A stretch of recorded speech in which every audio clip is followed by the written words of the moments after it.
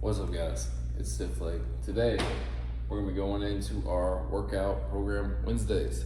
We're gonna be doing another part of this, which is the body part split, or bodybuilding split, or like old-fashioned style split, whatever you guys want to call it.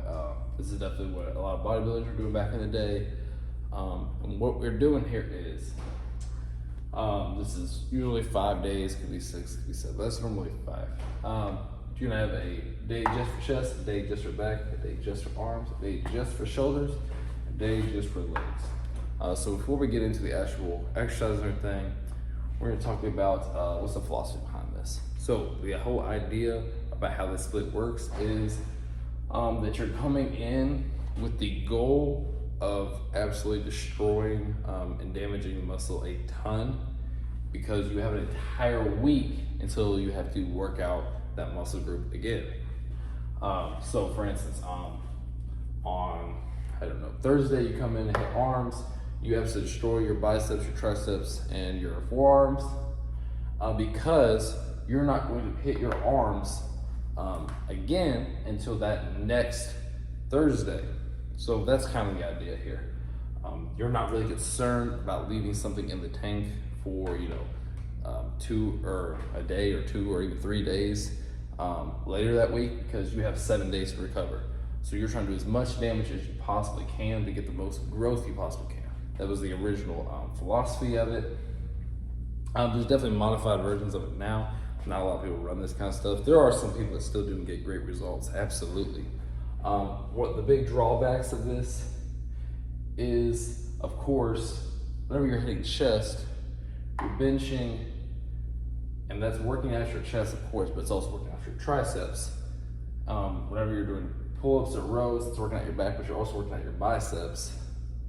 So the whole idea is that your upper body is getting hit a ton more than your lower body, and that's not necessarily a bad thing. I'm definitely not someone that's like adamant that you have to train your lower body 2-3 times a week. Some people, that's not their goals. Some people are just focused on looking good in the t-shirt, and if that's your goals, go for it, do your thing.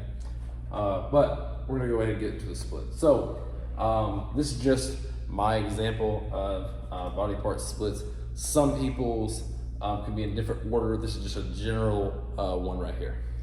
So day one is gonna be chest. That's going to be benching, flies, dips, all really focused on hammering away at our chest muscles. Of course, are we really just hitting our chest? No. Bench press and dips are also gonna work our triceps and our shoulders.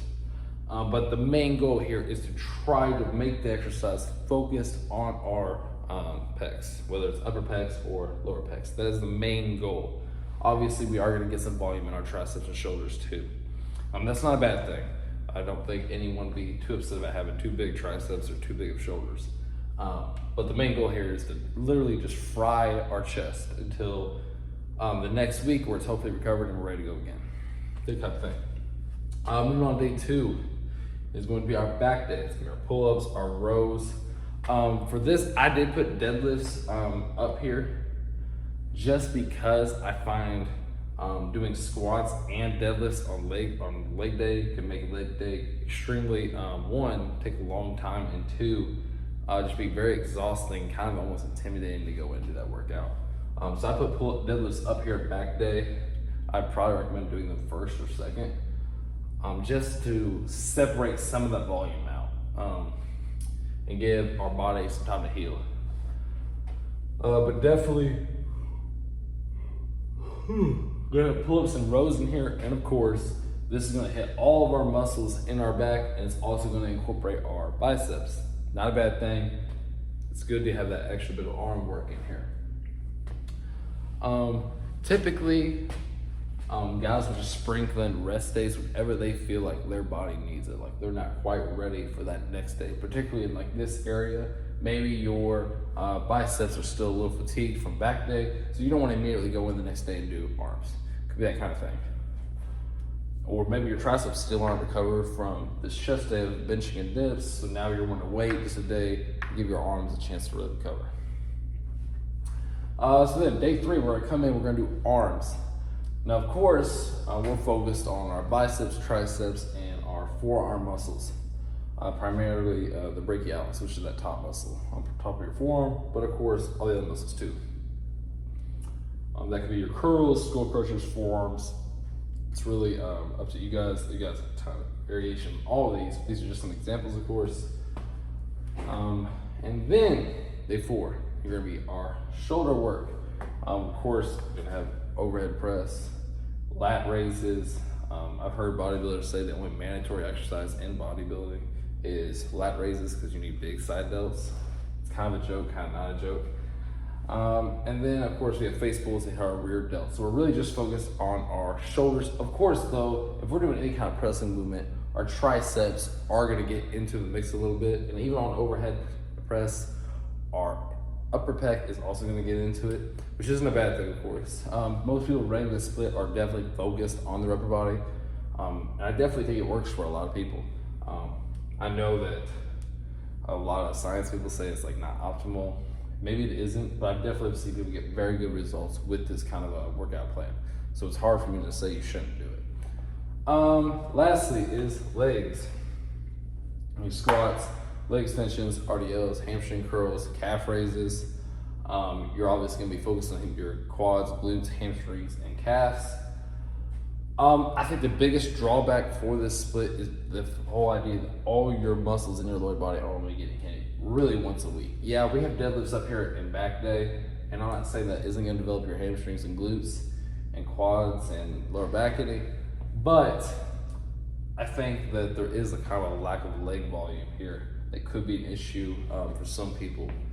Some people could be looking, with have a really big developed upper body and then have chicken legs. And for some people, that's completely fine. They don't care about that. They always wear pants. Honestly, I don't think it's a terrible idea to do that. Some people can really just go absolutely crazy on their legs once a week, and their legs grow fine from that. That's really up to preference. If I was someone that was really wanting to push weight and focus on strength, I don't know if this would be the best avenue for me to go at it, because we're really only doing each of our lifts that we're trying to improve, we're only hitting once a week. So I don't know if that's the best approach that we can really think of. But I do think from a muscularity growth standpoint, I think that this has a lot of positives to it, especially for our upper body. I think that you're gonna get a ton of growth. I think you might end up being a very arm dominant physique, which isn't bad, of course. I mean, I'm sure that most guys are really great with this kind of stuff.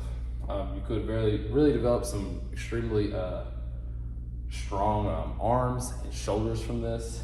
And I think that overall, it's not a bad split.